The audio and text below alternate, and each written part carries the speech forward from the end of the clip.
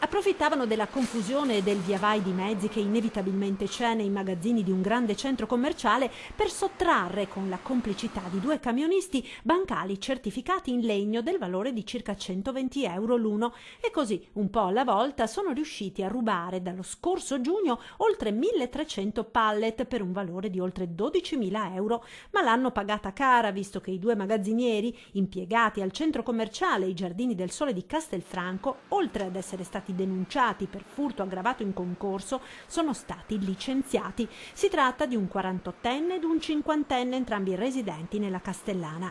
I due autotrasportatori che hanno caricato sui loro mezzi i bancali, un 44enne moldavo residente a Spinea ed un 45enne kosovaro che risiede a Quinto, sono stati denunciati.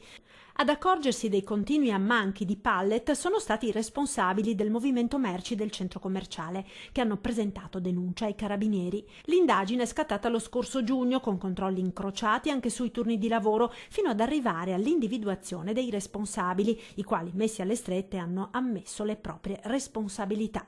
E così per i due dipendenti infedeli è scattato il licenziamento.